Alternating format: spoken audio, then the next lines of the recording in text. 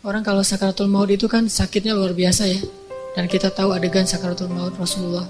Apa yang beliau panggil? Ummati, ummati. Umatku, umatku. Ketika beliau haji wada, apa yang beliau ucapkan? Sampaikan apa yang kalian dengar ini kepada umatku yang tidak mendengar. Kepada kaum muslimin yang tidak mendengar. Akhirnya riwayat itu sampai kepada kita.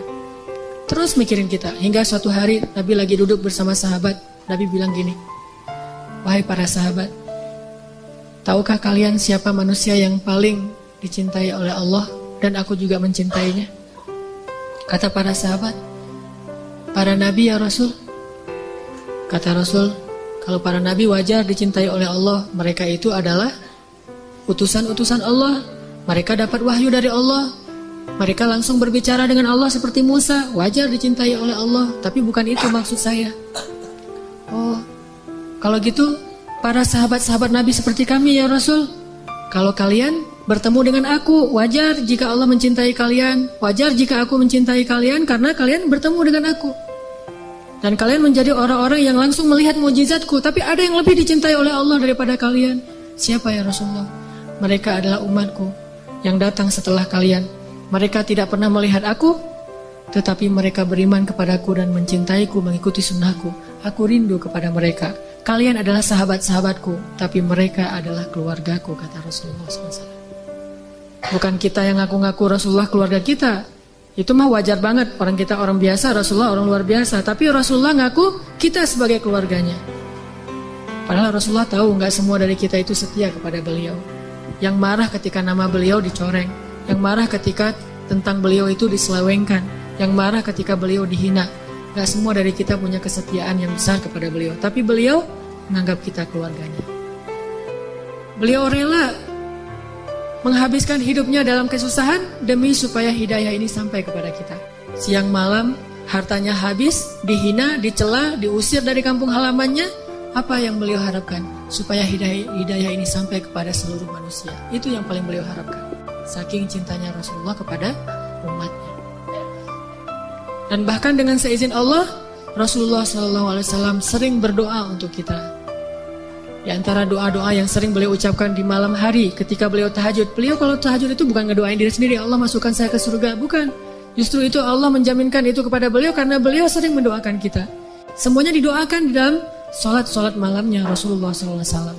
Sehingga akhirnya hidayah ini sampai kepada kita. Ada lagi kisah ketika Bilal bin Rabah. Kan Bilal tuh cinta banget sama Rasul. Setelah Rasulullah wafat, Bilal udah gak pernah lagi mau azan. Bahkan dia gak mau tinggal di kota Madinah, coba bayangin. Karena di setiap jengkal kota Madinah itu ada kenangan bersama Rasulullah. Kayak seseorang yang pindah dari sebuah kota karena pengen move on. Bilal sejak Rasulullah wafat minta izin kepada Abu Bakar. Ya Abu Bakar, izinkan saya pergi dari kota ini. Ya Bilal, kenapa? Kami membutuhkanmu di sini. Tidak, saya tidak kuat di sini. Setiap saya ngelihat Masjid Nabawi, saya teringat Rasul.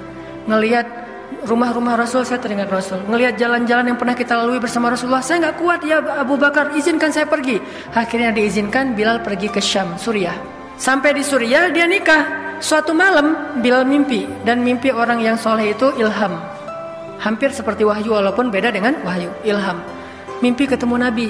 Nabi datang dalam mimpinya Bilal. Terus Nabi bilang, ma hadzal jafa ya Bilal. Kenapa kamu jadi asing sekali bagiku wahai Bilal? Kenapa kita jadi kayak orang asing wahai Bilal? Ma hadzal jafa ya Bilal, kata Rasulullah dengan wajah tersenyum. Ma hadzal jafa ya Bilal. Kenapa kita jadi orang asing wahai Bilal? Zuruna. Datanglah, ziarahilah kami, silaturahimlah kepada kami. Kami rindu kepadamu wahai Bilal. Bangun dari mimpi, Bilal bilang kepada istrinya, wahai istriku, saya baru ketemu Rasulullah dalam mimpi. Hah, benarkah? Benar, apa yang dikatakan Rasulullah? Kata Rasulullah, kita menjadi asing karena gak pernah menziarahi Rasulullah. Dan beliau menyuruh saya untuk ziarah. Wahai istriku, besok saya akan pergi ke Madinah. Dari Suriah, dari Damaskus, pulang ke Madinah. Ziarah makam Rasulullah, salawat kepada Rasulullah. Ngelihat makam Rasulullah udah lama, kangen sama Rasulullah. Duduk di makam Rasulullah, nangis-nangis. Ya Rasulullah, kangen banget, kangen banget. Kayak Aisyah setiap hari duduk di makam Rasulullah. Aisyah tuh setiap hari loh. Asal udah pagi, yang lain pada sibuk ke pasar, dia mah ke makam suaminya. Ini gak tergantikan di hati Aisyah. Akhirnya ketika makam Rasulullah tuh bersebelahan dengan masjid. Kalau dulu, sekarang udah masuk dalam area masjid. Abu Bakar datang, ya Bilal, alhamdulillah kamu sekarang ada di Madinah. Ya Bilal, boleh saya minta sesuatu? Kata Bilal, apa ya Abu Bakar? Sudah lama kami tidak mendengar suaramu mengumandangkan azan. Kumandangkanlah azan untuk kami. Kami rindu dengan azan darimu, wahai Bilal. Kata Bilal, saya gak kuat ya Abu Bakar. Kenapa? Setiap kali saya menyebutkan nama asyhadu anna Muhammadar Rasulullah, saya gak akan kuat ya Abu Bakar. Saya gak kuat menyebutkan nama Rasulullah, saking rindunya kepada Rasulullah. Akhirnya Abu Bakar nggak putus asa, minta Umar, tolong dong paksain dikit, pakai cara kamu gitu kalau. Bilal, ada apa ya Umar? Azan dong, gitu. Gaya gitu deh. Azan dong Bilal. Umar, maaf ya, saya nggak bisa kalau azan nggak kuat lagi sekarang sejak Rasulullah wafat. Wah, Umar maksa juga nggak bisa. Akhirnya mereka nemu ide yang paling jitu. Undang cucunya Rasul yang nyuruh, Hasan dan Husain. Datang nih Hasan Husain. Om, kata Hasan, Husain. Kan bilangnya om ya.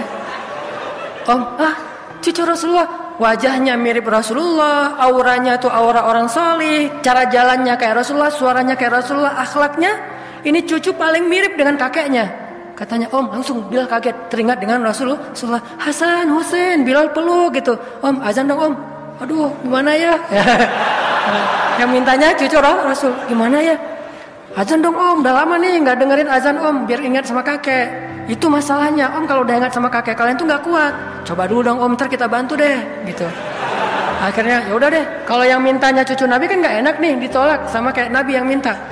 Mulai nih Bilal, cek, kalau bahasa kita mah. Allahu Akbar, Allahu Akbar. Kaget satu kota Madinah coba. Dia berdiri di atas menara yang paling tinggi di Madinah. Menaranya itu rumah orang yang paling tinggi di Madinah, itu tempat dia biasa azan. Dia azan. Sejak dia ke Suriah, nggak ada lagi yang berdiri di menara itu. Tiba-tiba Bilal berdiri, Allahu Akbar, Allahu Akbar. Satu kota Madinah kaget dan berteriak, seluruh pojok kota Madinah berteriak, apakah Rasulullah sudah hidup? Apakah Rasulullah sudah kembali? Satu kota Madinah heboh. Trending topik. Wah, viral di mana-mana. Bilal azan, Rasulullah sudah hidup lagi, Rasulullah sudah dibangkitkan, Rasulullah sudah kembali kepada kita. Heboh satu kota Madinah. Orang yang berdagang meninggalkan dagangannya, yang tadi di rumah langsung siap-siap ke masjid. Buruan semuanya berlari ke masjid serentak. Asyhadu an la ilaha illallah. Berkumpul orang berbondong-bondong datang ke masjid. Penuh aja sampai di jalan-jalan. Semuanya orang, Rasulullah mana Rasulullah. Ketika Bilal sampai di kalimat asyhadu anna Muhammadar Rasulullah, nangis Bilal. Ketika Bilal nangis, orang-orang baru sadar ternyata Rasulullah tidak hidup kembali, tetapi Bilal yang datang dari Suriah mengumandangkan azan. Lalu diucapkan sekali lagi, asyhadu anna Muhammadar. Terputus, nangis, satu kota Madinah menangis. Kata para periwayat kisah ini, Madinah hanya 2 kali pernah menangis seheboh itu. Satu ketika Rasulullah wafat, kedua ketika Bilal mengumandangkan azan setelah sekian lama. Tidak ada yang mencintai kita seperti cintanya Rasulullah SAW kepada umatnya. Tahu gimana cinta Rasulullah kepada kita? Salah satu di antara cinta Rasulullah kepada kita yang gak bisa digantikan oleh siapapun, termasuk oleh orang tua kita. Ayah ibu kita gak bisa mencintai kita seperti cinta Rasulullah.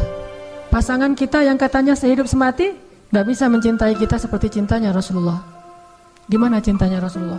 Nanti di padang mahsyar Allah Subhanahu wa taala berfirman, "Yauma yafirrul mar'u min akhihi wa ummihi wa abihi wa sahibatihi wa banihi likulli imri'in minhum yawma idzin sya'nun yughni." Hari ketika seorang ayah lari dari anaknya, seorang suami lari dari istrinya, istri lari dari suaminya, anak lari dari orang tuanya, pasangan lari dari pasangannya, sahabat lari dari sahabatnya. Likulli imri'in yauma idzin, pada hari itu semua orang sya'nun yughni, sibuk ngurus diri sendiri, kecuali satu orang. Semua orang, Nabi Adam, Nabi Nuh, Nabi semua anbiya dan semua manusia Semuanya sibuk dengan diri sendiri. Udah lupa tuh, kita dikuburin satu liang lahat dengan pasangan sejati kita, tapi pas kita bangkit kita gak akan lihat ke sebelah kanan kiri kita. Gak peduli, dia ngelihat kita, dia tahu ini suami saya nih, dia tahu ini anak saya nih, dia tahu ini orang tua saya, dia tahu bahwa kita adalah kekasihnya, dia tahu. Tetapi saking takutnya dia terhadap dirinya, dan saking dia mementingkan dirinya, pada hari itu dia gak peduli dengan kita.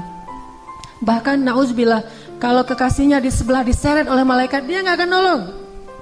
Dia yang penting selamat, saya udah selamat. Kekasihnya ya terserah.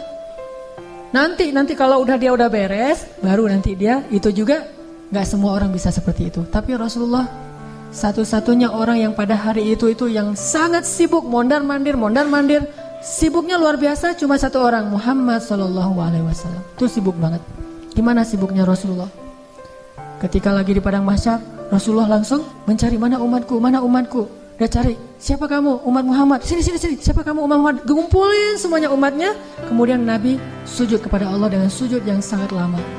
Sampai Allah mengatakan, ya Muhammad, bangkitlah dari sujudmu. Sal tu'tah, minta akan saya beri. Bangkit dari sujudmu. Ya Allah, saya tidak akan bangkit dari sujud saya sebelum saya mendapatkan apa yang engkau janjikan. Wahai Muhammad, minta. Ya Allah, berikan saya kesempatan untuk memberi minum kepada umat-umat saya. Mereka kehausan, ya Allah. Kasihan mereka di bawah terik matahari. Akhirnya Allah mengatakan, ya Muhammad, ini telaga Al-Kautsar, beri minum kepada umatmu. Panggil, wahai umatku. Rasulullah padahal dijamin masuk surga, surganya Firdaus. Ngapain tuh capek-capek ngurus, kita pergi aja ke surga Firdaus menikmati hidup. Tapi beliau gak rela, ditampakkan ke hadapan beliau, ini Firdaus, ini surgamu wahai Muhammad. Nabi Muhammad gak akan tersenyum sedikit pun. Beliau nanya, umatku di mana ya Allah?